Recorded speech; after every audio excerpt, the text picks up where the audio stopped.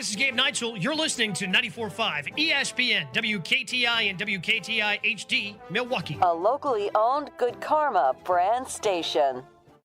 It's time for the best 60 minutes of your life. This is the Homer Hour, broadcasting live from the Gruber Law Office's One Call That's All studio at the Avenue in downtown Milwaukee, alongside former Packer Bryan Bulaga. Here's Emmy Award winner Homer.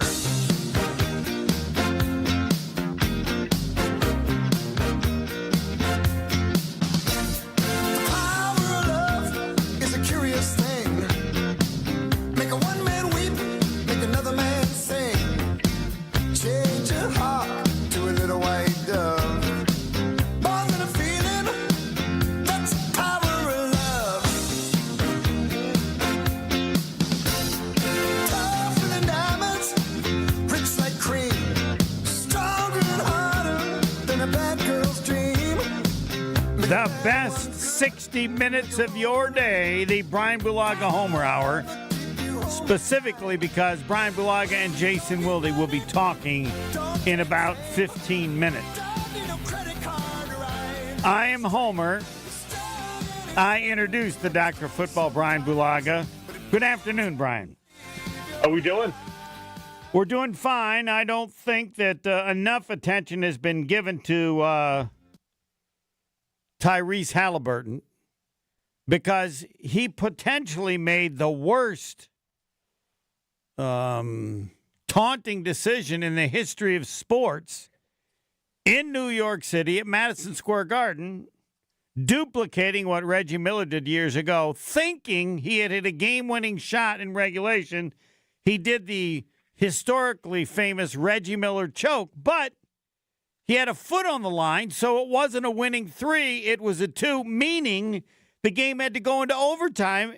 And Bryan Bulaga, if Indiana loses that game, everybody at Madison Square Garden and every player and maybe every coach of the Knicks is doing a fake choke to make fun of Tyrese Halliburton for what he did at the end of regulation, right? I would think so. Instead, they found a way to win in overtime. His would have been, I think, even bigger than Matt Hasselbeck and his famous comment when the Packers and the Seattle played. Yeah. But no, I can't believe we were all denied, because they won, the greatest taunting of an entire crowd ever. They might have done that for like an hour. People refusing to leave Madison Square Garden because they're all choking for so long to make fun of Tyrese Halliburton, who taunted when he didn't even win the game. I can't comprehend any more pressure than that, but he pulled it off. They did. Yeah, they got it done. I mean, I'm going to say this, like these NBA playoffs are exciting. It's a lot going on. Yeah, there have been a few games in which they've been blowouts that are hard to understand. But yes, there were and are so many good teams. And I found this game, and the NBA wants the Knicks to win the championship by like 1,000 or 1,000,000 to 1. I mean, they haven't won since, I believe it was 73, so it's over 50 years. I mean, like in the big picture, the Pacers, the Timberwolves, and the Thunder, they're all the same. They're all just some dinky little town that's going to win a championship, and huge for them. But the Knicks win it all. It is historic for a crowd that is the equal of any basketball crowd I've ever experienced in my life at any level. The people that go to the Knicks games, they're crazy. And then their team has sucked for so long, but I don't know that they'll pull it off. But if I'm the commissioner, please at least make the finals. Big bucks. Yes, big bucks if they do. Right, and I think it would be it's big bucks because more people would be entertained. More people follow the Knicks or care about the Knicks or would like to see, if you hate New York, then some little city could maybe knock off the Knicks. And I fell asleep with, I think the Knicks were they up like 14 points with 2 minutes to go? I just assumed they'd won. That's why I didn't watch the end of the game. And then I wake up in the middle of the night. It says the Pacers win in overtime. I mean, that can't be right. There's no way. And then got the particulars. But yes, there have been the Western. Tonight it'll be the Oklahoma City and Minnesota. That's, to me, not nearly as exciting because it's way more defense. And the Pacers and the Knicks were just going up and down and scoring. It was, to me, that's just a little bit more entertaining. But I don't know what your standards are for basketball. What are the Bryan Bulaga standards for basketball? No, I mean, I actually, it's good to see teams play defense. Like, I enjoy seeing teams actually play some defense. Like, I watched that Minnesota game, Minnesota and OKC. Like, I enjoyed that. I thought it was good. Like, you see some physicality. You get to see, some little nastiness. Like, yeah, I like that. Like, you know what I mean? That's good. That's something that I feel All like. right, so now I have to ask you this question. I think it's become like soccer. I think flopping is out of control. People fall down like they've been hit by a truck. And these are granted they're tall. These are big people, and I think they just make it up. I'd like them to say, look, if you fall down, you get no call. You want to get a call, you're going to have to stand up. No, if somebody falls down and I make a call, then I'm kicking somebody out of a game. That's how physical it have to be. Because they just flop. I just don't believe they're being hit that hard. No, I don't know if you see it the same way. That's why I asked. No, I feel like Minnesota's trying to get out of that. The guy that's probably going to win the MVP. Yes. They're almost trying not to touch him because he's going to fake a foul. No, I think I have a new nickname for him because he has three. The Flopper. I think he's the Flopper. And even last night, the guy from the Knicks, he had pushed a guy's hand into his face so he could act like he got hit. But it's wild. It really is wild. You know what? I wanted to ask you this because obviously you know a lot about basketball. I saw something the other day that the guy from the Knicks, the point guard, Brunson is his name, right? Yep. Mm-hmm. How is he so grossly underpaid compared to other guys in the NBA? How is that possible? No one. I will defer to Pebble because he follows this. No one thought he would be that good. I didn't. He played at Villanova, Jalen Brunson. So I don't know if he had already signed a contract or, he got traded. Wasn't he with Dallas and they didn't really care and they didn't. No, he wasn't a big prospect coming out. He was good in college, but he wasn't the best player on Villanova with all those guys. No, Josh Hart was. Yeah, exactly. Yes. Yeah. No, he is. As far as a player being better than God, he is as amazing to me as any player I can remember. I saw him play. He was a leader and a nice player, and I would have there's no way that I would have ever thought that he could score. He scores better in the pros, I think, than he did in college. But you look at his salary compared to these other guys, it's unbelievable. I think he's probably finishing up a contract that he signed back when I don't even know. He signed in 2022. It was I think it was a 4-year, $104 million deal. Right. So his current salary is like $24 million, $25 million. And if he gets another one, it'll be 50, right? That's right. when. Yep. But then he'll have played in 8 seasons. So because he can be a free agent, I think, at the end of this year if he wants to be. Right. So it'll be a super max or whatever they do in the NBA if he stays with the same team or whatever they call it. Whatever they can do, they should and will do. Okay. He was he was a second round pick. He was pick number 33 by the Dallas Mavericks. And then did they? Did they trade him or just they didn't sign him? And then the Knicks gave him more money. Yeah, he signed a 4-year, $104 million contract with the Knicks. July 12, 2022. Before that, he was. So yeah, he averaged, the most he averaged in Dallas was 16. He came to New York, and it was 24, 28, and 26. It's an incredible story. He's not that big. He's not that strong, but he's clearly figured out how to score, bumping into people, and he just didn't. 6'2", 190. It's a great story. But yeah, he's going to have to wait till after Pebble will be after 8 years then, right? Or something like that. Right. He's got a lot of connections with the Knicks, too. His parents live in New Jersey. I think they grew up in the Northeast. The general manager of the Knicks is actually his godfather. Right. And his son is Jalen Brunson's agent. And his dad was hired also as an assistant Right. coach I for the think Knicks his as well. dad may have played. I thought his dad played some. Former player, yeah. So he's not going anywhere. He's not going anywhere. I would. One would think not, no. His dad played for Syracuse and played some in the NBA. His, as I like to say, his suitcase will get into the Hall of Fame.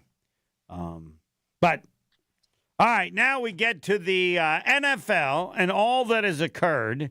Has anything brought your attention? What's at the top of the food chain for Bryan Bulaga over things that have happened or didn't happen in the NFL?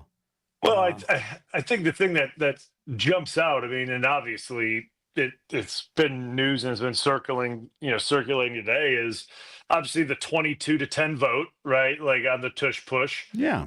It got a lot of support, surprisingly a lot more votes. You needed 24 votes to get it to pass.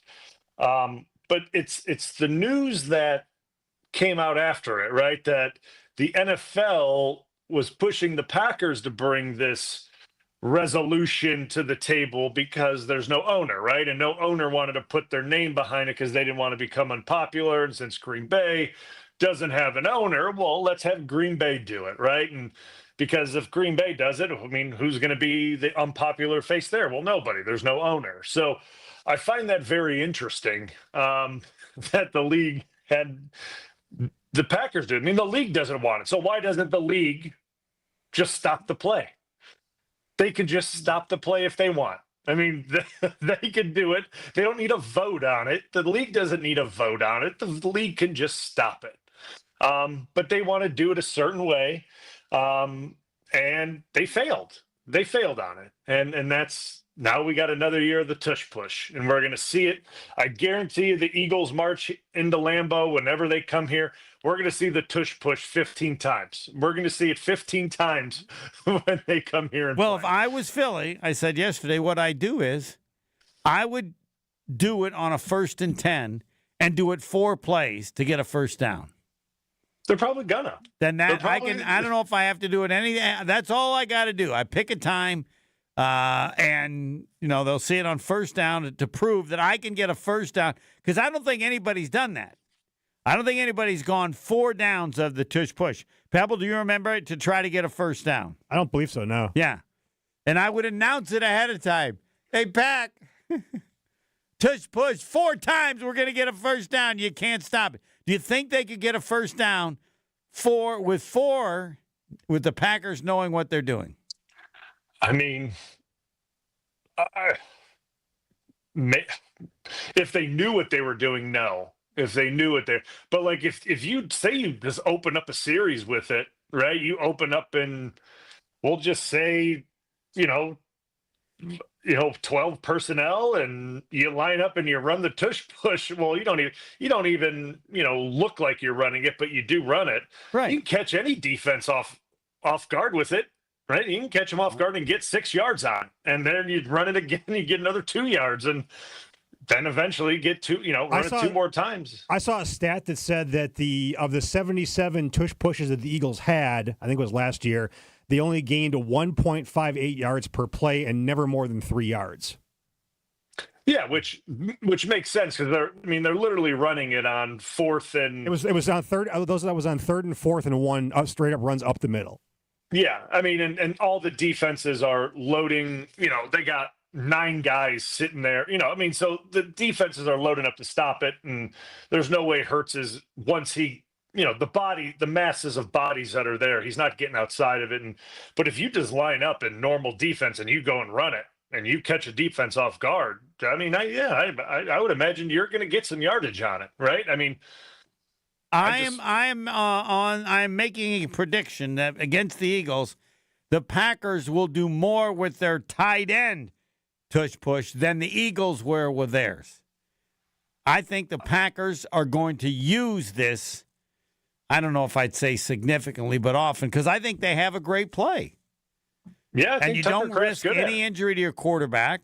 You're using your tight end, and I think he'd like to, he would like it, and the Packers might like it to say, hey, they didn't listen to us, and we proved to be the team that used it in a different way as well as anybody, even the Eagles.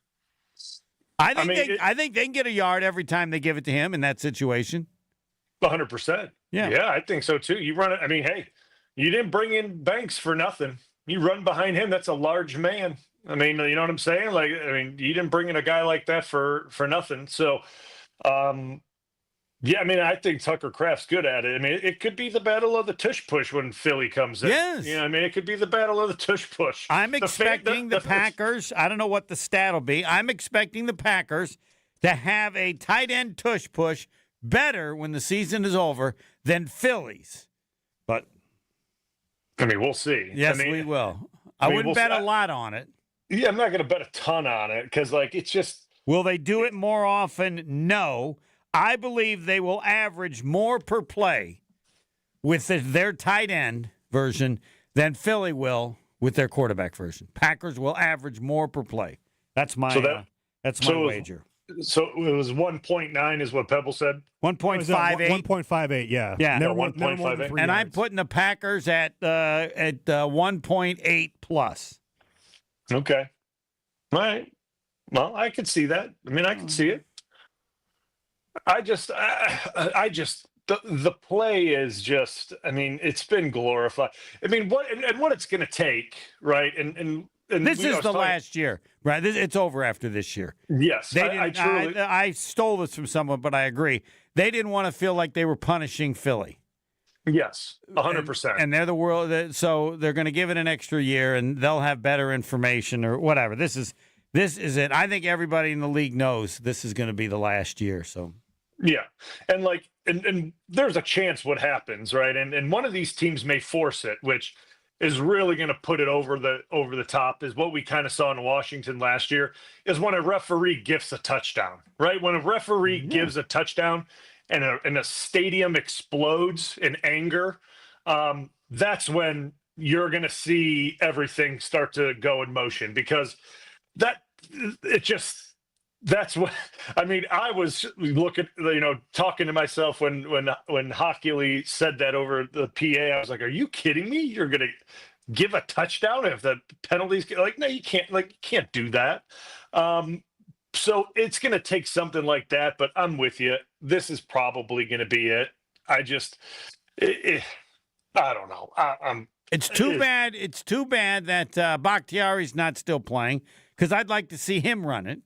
I mean, if it's going to be the last year, I want to see a variety of people give it an attempt that are just huge. Or I don't know how many people you can put behind the person running.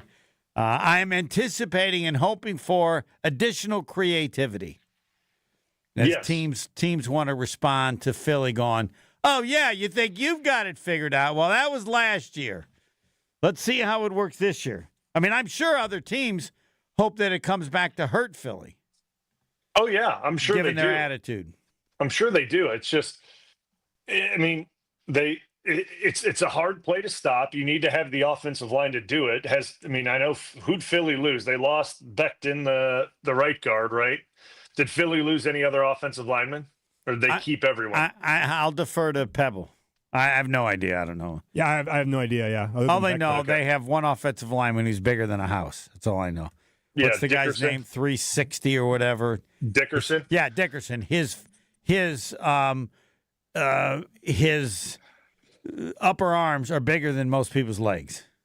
He's enormous. I've never seen anything else. All right, enough of me. It is now Bryan Bulaga and Jason Wilde.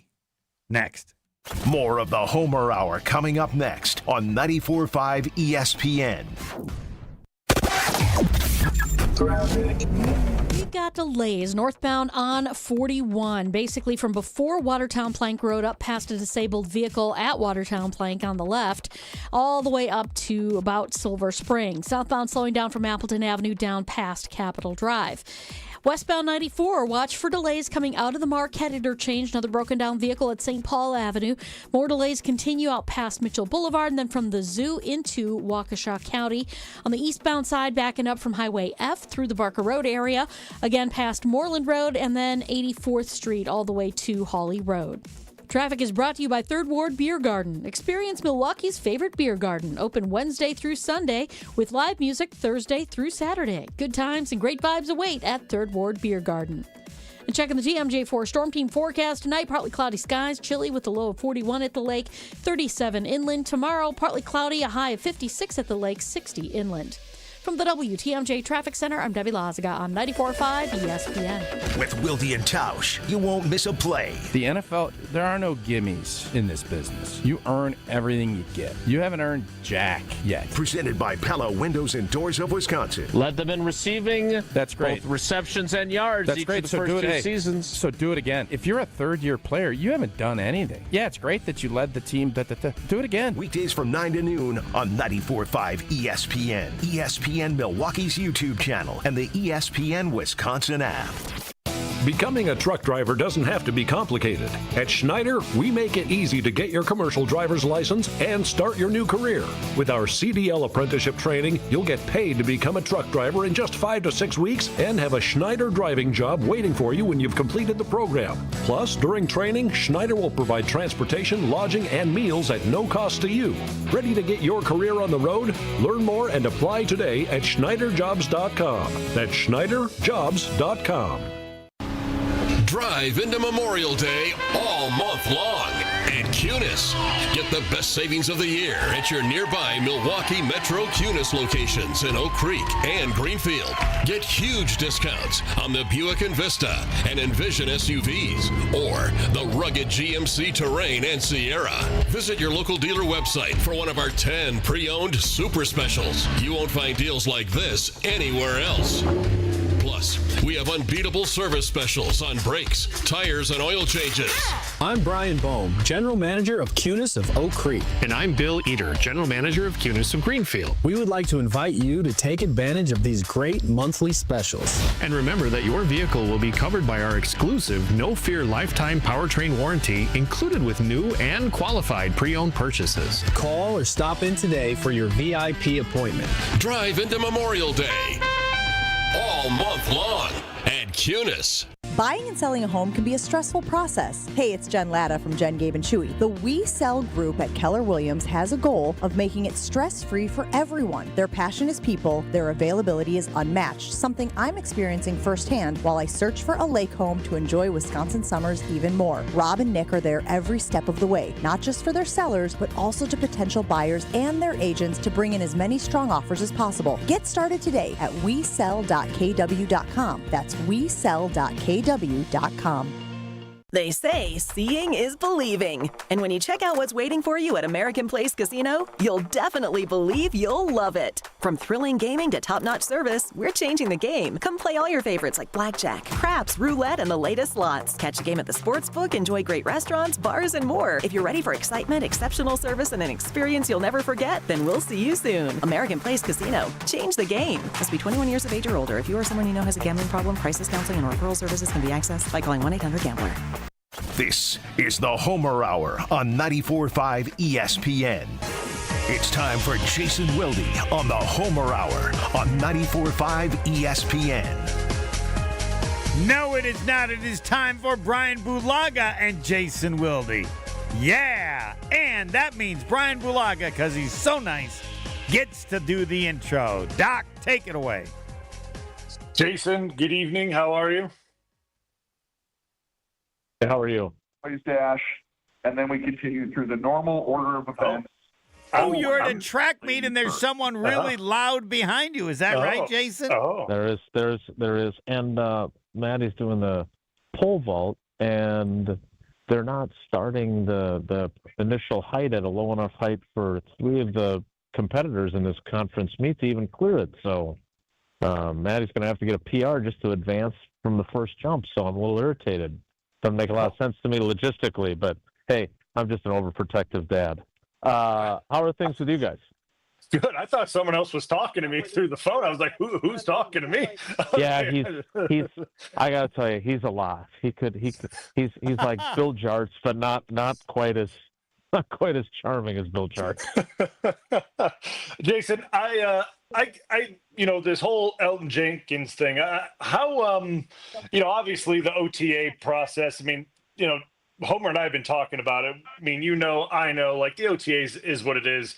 Do you see this thing actually stretching to the mandatory minicamp? Do you think he's going to take it that far? Or do you see him like coming back for that and then being like, my foot hurts or my back hurts and I'm not going to do that, but I'm here, so I'm not getting fined. Like, how do you see that kind of playing itself out? Yeah, if I was him, I would report with a sore hamstring, right? I don't think that's. If I'm him, I want to leverage this as best I can. Enjoy your and you guys have heard me say this before. They have next to no leverage as players. Well, they've based their entire offensive line plan on him playing center. Steno did not come out and say he's competing with Jacob Monk. So it's not as if they've said he's the guy. So I would leverage that if I'm him, and I'd have my arm like Rodney Dangerfield in Caddyshack, right? Like I wouldn't do this if I'm him because to me, and again, I don't think it's rare that something catastrophic happens during OTAs, but we've seen it happen, right? We've seen serious injuries happen across the league. He's got no guaranteed money. And so I would not want to risk that. Now, I suppose in one way, if you get injured during OTAs, they're gonna be on the hook for what they owe him. But the fact of the matter is where he's at, I don't think he should be. I would not participate if I was him. And Jason, I would show up and not participate. Jason, I'd ask both you and Brian, like the teammates would be fine with that, right? I mean, they don't. Yes. They understand the game is played, and is that right? You like a player, you know who he is, and in general, you defend whatever players try to do to get more money? Yeah, as Jason said, yeah, for sure. There's no questioning. The guys aren't worried about Elton. And you never really question what guys are doing to take care of themselves, right? I mean, and especially this time of the year, right? There's no games being played, and Jason always says it. No one's winning a Super Bowl right now.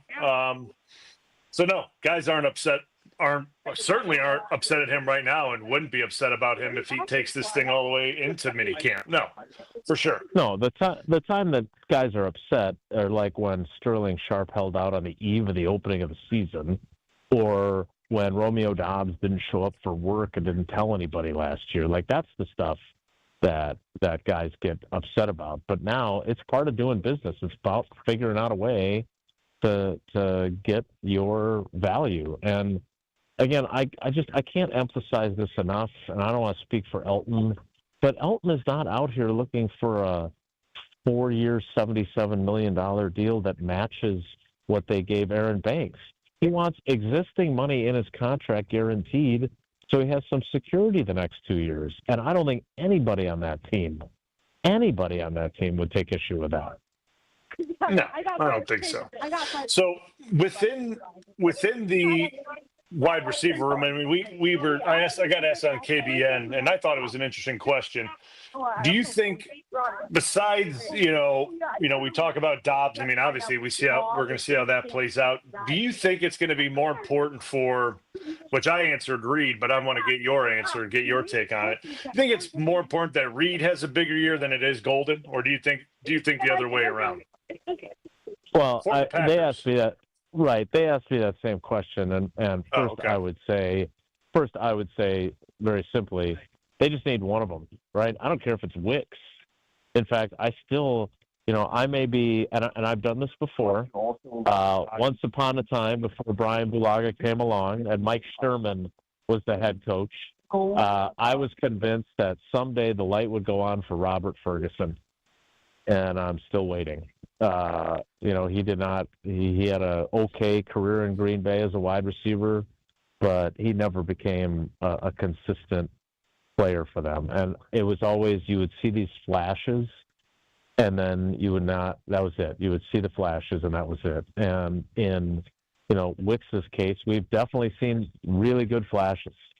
Whether or not he can put it all together and be, a 65, 70 catch guy, I still believe that he's capable of that. I really do. And I keep going back to the fact that by all these different metrics made by people smarter than me that the league does look at, he gets open better than anybody they have and more consistently and by more space than anybody they have. So when I look at that, I view that as he's a guy who, if he puts it all together, and I thought he caught the ball much better in the second half of last season, this could be a breakout year for him. But, we've seen Reed be productive to a greater degree than what we've seen from Wicks. I don't care how much we like Matthew Golden, and I've certainly looked at plenty of highlights of him, but you were on the team in 2014. We know what Devontae Adams became. Now, he was a second-round pick, not a first-round pick. But the fact of the matter is that he had moments of sheer brilliance, and then he had moments where he was a non-factor. And when I look at Golden, that could be his first season, right? Like, I think expecting him to come out, and I've seen some early predictions already from people, that have suggested that he's going to be, the leading rookie receiver in the NFL. Maybe. I would think Teteroa McMillan is going to have more opportunities in Carolina. I don't know what Emeka Ibuka is going to have. And then remember, Puka Nacua was the guy from a draft class, what was he, a fifth-round pick? I mean, just because you're a first-round pick doesn't guarantee you're going to be super productive. So I think there's going to be some – I would predict that there's going to be some moments of really, really good football from Matthew Golden. But at the same time, I would say that he's there could be any of those guys that end up going through this and being really productive. And it just has to be somebody. It doesn't have to be anyone specific. All right, Jason, the best rookie wide receiver for the Packers that you can remember that jumps out as to how good the player was right away. Jennings was really good right away. He was really good right away. I remember he missed his he missed the last game. I think it was in Chicago his rookie year in 2006. I think his wife was having a baby. But he was so good as a rookie. I always thought James Jones gets short shrifted for how good he was as a rookie in 2007. I mean, I think he had 47 catches. But it just, again, rookies are all different. I look at, God, this guy's really loud. I look at Jordy Nelson. He was basically a non-factor. I look at Randall Cobb, who had that big opener against New Orleans in the opener in 2011, where he had a kickoff return for a touchdown. He caught a touchdown. You know how many catches he had as a rookie in 2011? Now, I know they had a ton of talent there, but he had 25 catches on the season. That's horrible. 25. But he had Jones and Jennings and Nelson and Driver all on his team too. So that factors in. And the Packers have a lot of guys. So that I wouldn't be surprised if Golden's numbers are pushed down because he's not quite there yet, even though he's a first-round pick. All right, Bulaga, Doc, the best rookie offensive lineman. You can't count yourself. Bryan Bulaga. I would never count myself. Best rookie lineman. I mean, he's still in the building right now. I think it was Elton. I think Elton was the best rookie lineman that I've seen. I mean, he stepped in and played. I mean, Lane got hurt week 1. Elton stepped in and went the rest of the way. I mean, Elton was very impressive. I mean, Dave obviously played his entire rookie year at left tackle, but Dave was far from a polished product. We'll just put it that way, right? Dave took it, he made big strides that offseason and looked much better as a left tackle. He put on weight. He looked much more comfortable. Elton looked very comfortable once he got that starting job in week 2. So, I mean, I would say Elton, to me, was probably the most impressive. And then, also Corey Lindsley, but Corey got hurt early on and then didn't get the job back until essentially, J.C. Treader got hurt in Minnesota, and he got put on the PUP, and Corey came off the PUP. So, they swapped. It was really weird. But Corey was also very impressive as a rookie, but Elton did it for the duration, essentially. Because I want to ask both of you, what you want to tell people to be fair to expect from a player. First round or any round, they can be great, or you just don't really know, or what's the one line you'd each want to give fans about rookie expectations? Jason. Yeah, rookies are rookies. It doesn't matter if they're a first-round pick or a seventh-round pick. There's a learning curve, and some of them, hit the peak of that curve faster than others. Bryan Bulaga is one of the examples. David Bakhtiari, I remember a conversation with him at the end of the season in 2013, and he said his biggest goal was for people to say he had a great season, not he had a great season for a rookie. And he knew that he had a great season for a rookie on that grading scale. And Corey Linsley's a great example, Brian. By the end of that 2014 season, he was playing really well. But you're right. There was a competition with him and Treader for a while, and then the injuries for both of them. The reality is that it takes a while. And look at what Jordy Nelson became. Look at what Randall Cobb became. They weren't productive as rookies. It's just not. It's not like flipping a light switch. So it may be Matthew Golden, it may be Savion Williams that has more impact. But the expectations that come with being a first-round pick should not be so harsh that we're going to brand him a failure if he has 38 catches for 487 yards. Rookies are all different, but they all have growth that they have to go through to get to wherever they're going to land. Thanks, Jason. All right, guys, take care. Be good. You know the rule. If someone high jumps 7.5, I want you to call back. You'll be the first one I call. Yeah. Thanks, Jason. All right, guys. Take care. Be good. All right, Doc. Anything that you wanted to add? Yeah. I think with rookies, obviously I was one. And I think it's patience and time. I think you got to give guys, some time to get comfortable and settle in. Thank God I was given some time, right? Because I was not only was I a rookie and adjusting to the NFL, I was adjusting to a position change and to a whole new mentality of switching my feet and learning different calls. Plus, you were really young. You were 17 when you got into the I was 21. Yeah, I was a young guy. I was very young. It was just so I'm glad that I was people gave me I had patience. Obviously, patience is it comes with a little bit of frustrations at times with coaches and guys that you play with, right?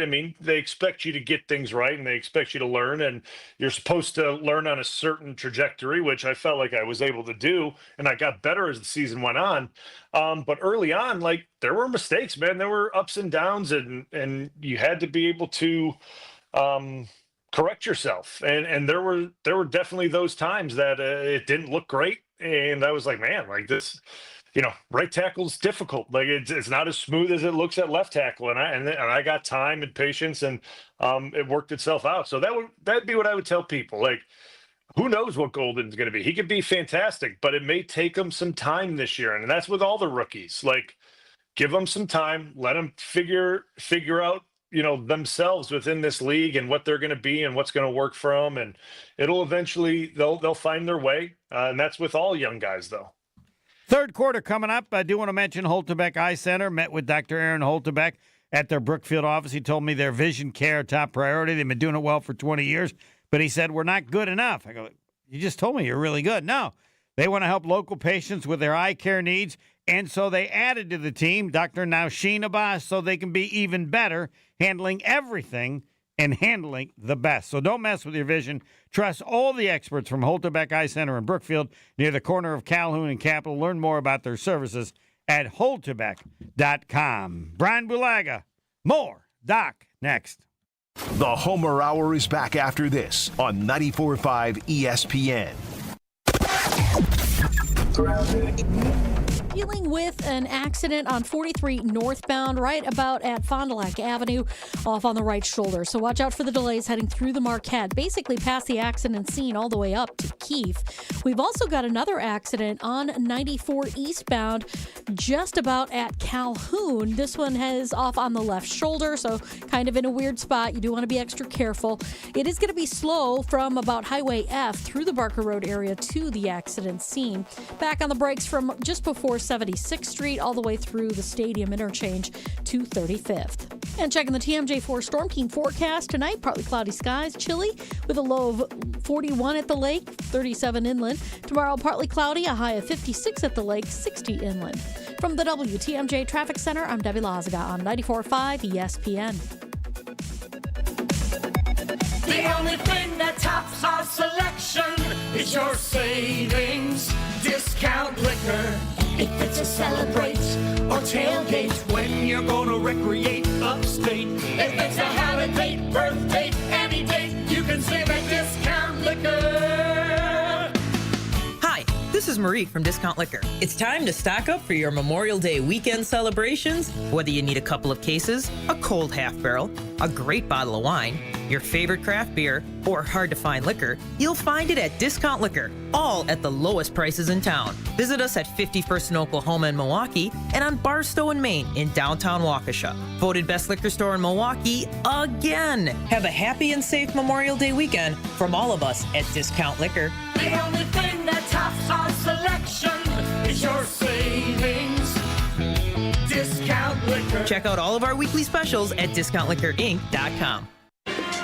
Highlight your long weekend when the Brewers kick off a 3-game series against the Red Sox on Memorial Day, featuring the best way to start summer, Dollar Hot Dog Day.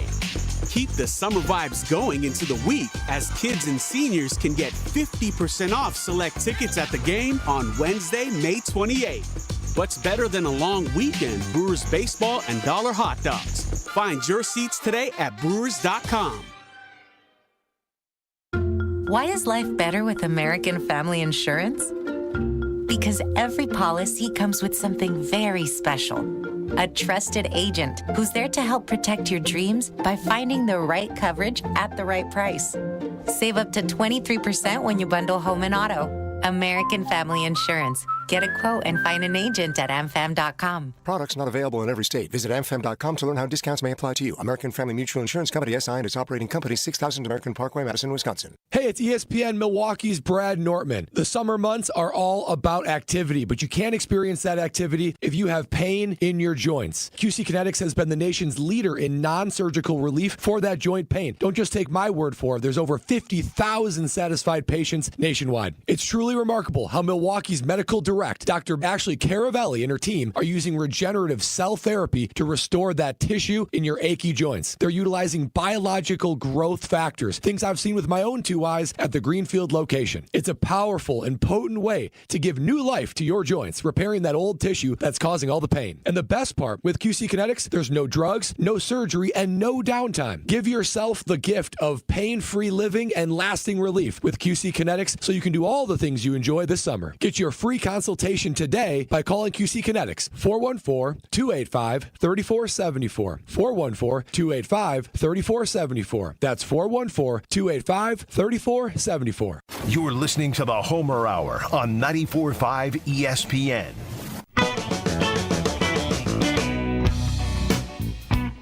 YouTube, people want to look at us, I guess. I don't get it, but that's the new thing.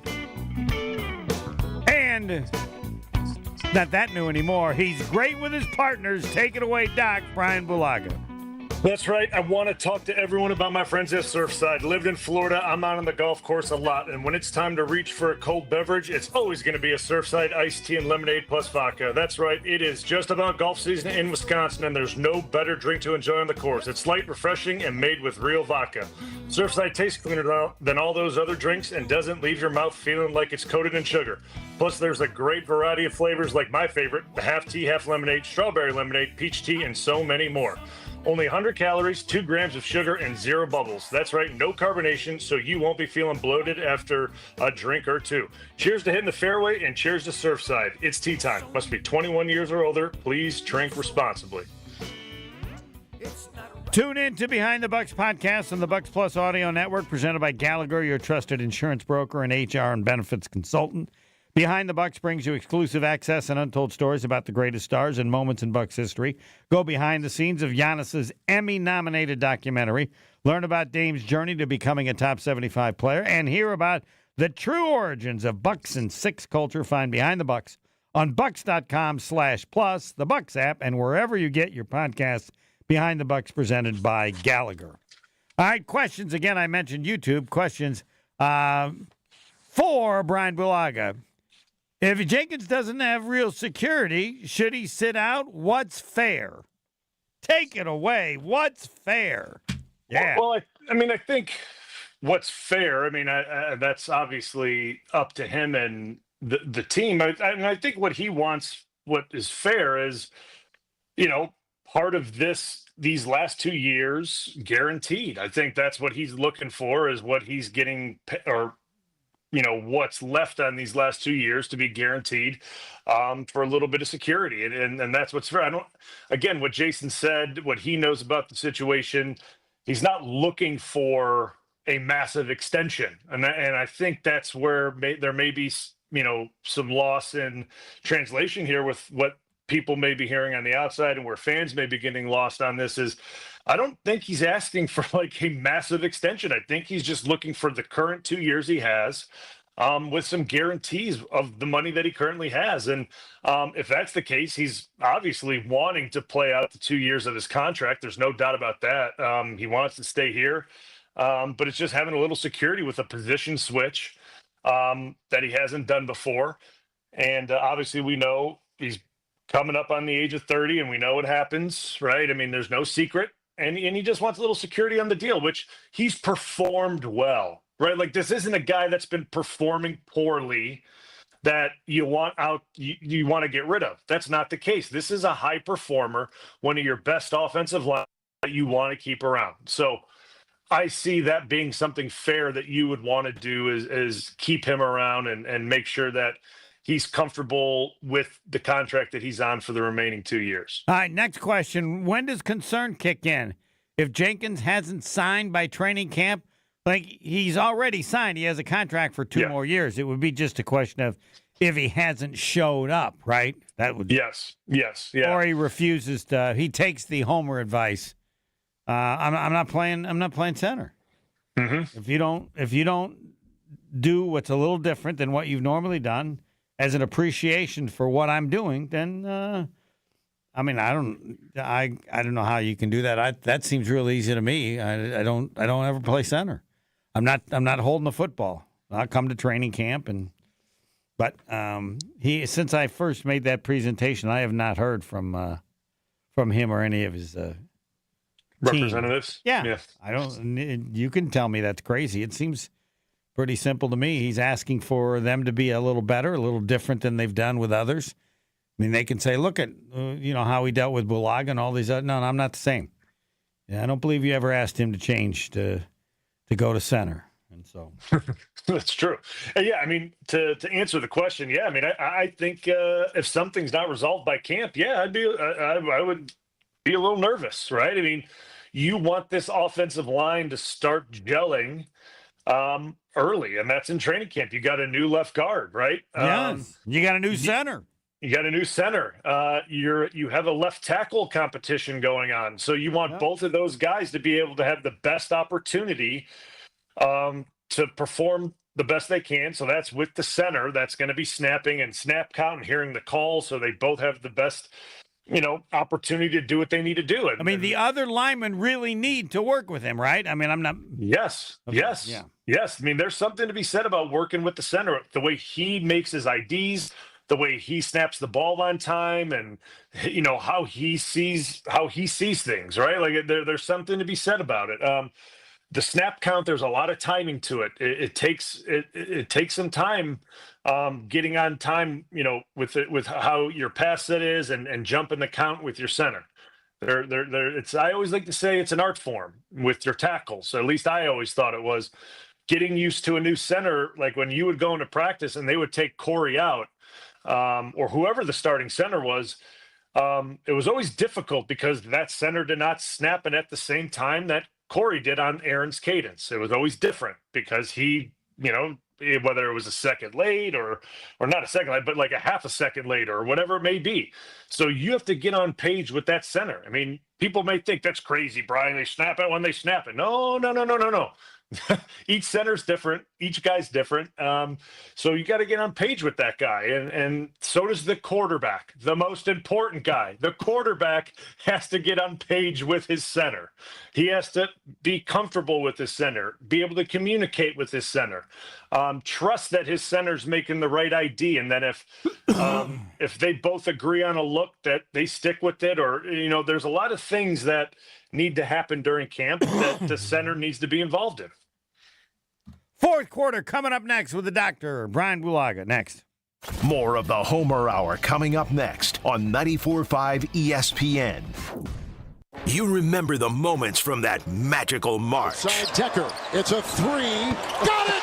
On June 26th, celebrate the squad with Made 'em Believe, a special night with Bo Ryan, Frank Kaminsky, and Sam Decker. Here's Kaminsky, the drop stab, that's his favorite. And the two. Presented by Bud Light, Michelob Ultra, Potosi Varsity Ale, and Potosi Hard Seltzer. Tickets are on sale now at uwhoops2015.com. Made 'em Believe, June 26th at the Orpheum Theater in Madison.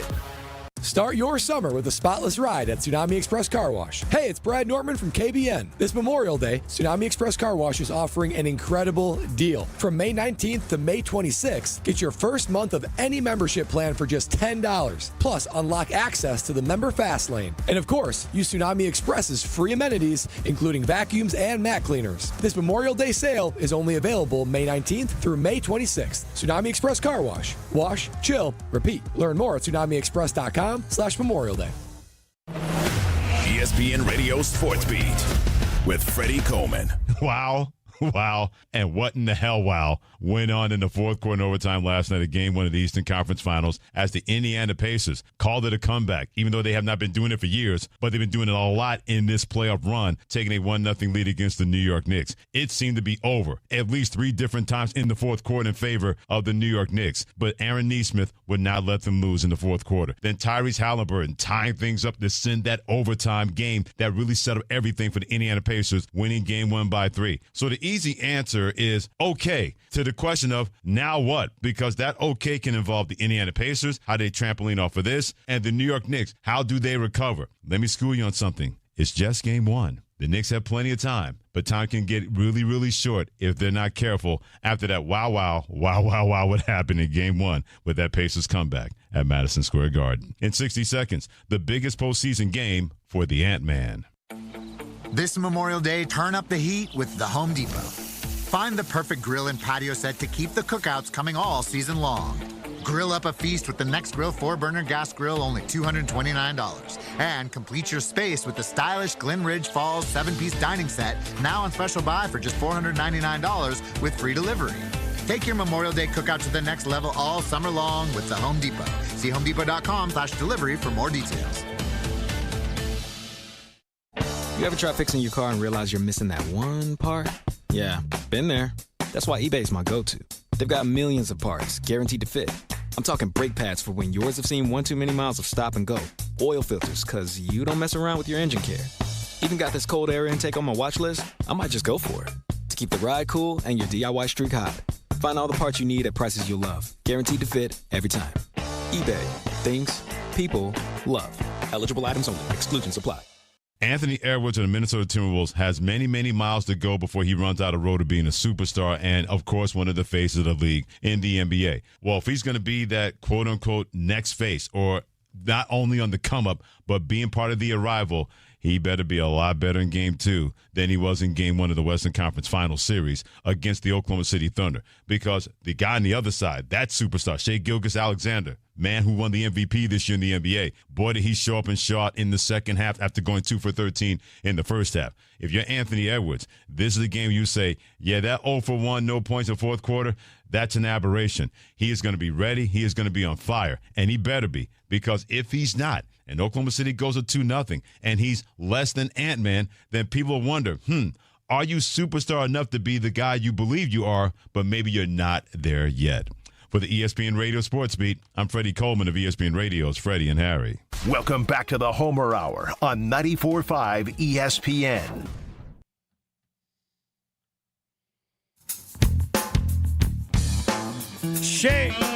Shea Gilgeous-Alexander got all of his Thunder teammates gift baskets worth over $10,000 to thank them for helping him win MVP.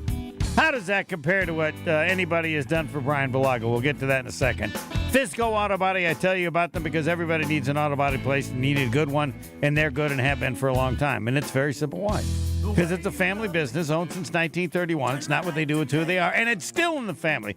It's still, I don't even know what generation, but I know they started probably when they were in diapers, and by now they're spectacular at it. That's why they're so good. On Forest Home in Franklin, expert workmanship guaranteed for the life of your vehicle. You'll thank them, and eventually you'll thank me for telling you about them. Fisco, to remember the name. All right, Bryan Bulaga, Shea Gilgeous-Alexander, gift baskets worth over $10,000. How impressive is that, given your history of receiving stuff as an offensive lineman for an MVP quarterback? Yeah, I mean, that's very generous of them. And, I've obviously been part of multiple MVPs for Aaron, and Aaron was also very generous. The amount, I don't know what he gave, but it was expensive gifts. The amount, I don't know. I really don't, but they were expensive gifts, and very generous. I'll just put it that way of Aaron. He was a good gift giver. I will say that. And every time you won an MVP, I don't know how many you won with him. How many were you around for? I didn't look it up. What was it? 2011, 2000. Did he win it in 14? I don't remember. 2011. So you got multiple gifts. Yeah, multiple. Yeah. Now, I don't know, as a quarterback, I need to really thank all of the other, the 10 offensive players, but it seems like quarterbacks do it for the offensive linemen. Do I have my analysis right? I think he does something for I think they do something for everyone, but the offensive linemen get treated a little bit different than everyone else. Because it's sole responsibility for his bodily protection. It's a little different than, the stats. There's bodily harm that could happen if those guys don't perform, which, is kind of a big does deal. He go, all right, Bulaga, this, but you had 3 sacks, so he subtracts so much for each sack, and now you're down to... I don't think so. I don't think so. I don't either. I just thought that'd be the kind of thing you'd do to be funny. All right. No update yet on Aaron Rodgers, but I think everybody believes he's going to play for the Steelers, right? And I don't know what everybody thinks about Jair. You want to go on one side or the other? You feeling confident? He's still there. I have no confidence in either. What about you? He's still there. That's all I know. He's still on the team. We'll take that as a thumbs up. The analysis? Doctors have said he can play. Next.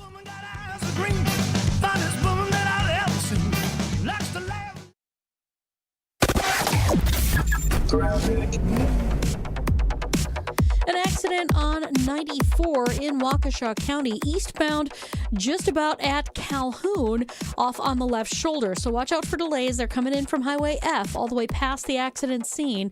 On the westbound side, we got backups from just west of Highway 100 all the way through to about Calhoun. Eastbound still has continued delays from 76th Street through to 35th. Northbound 43 backing up out of the Marquette interchange all the way up to Keefe. Southbound slowing from Keefe all the way through the Marquette in patches all the way down to the KK River.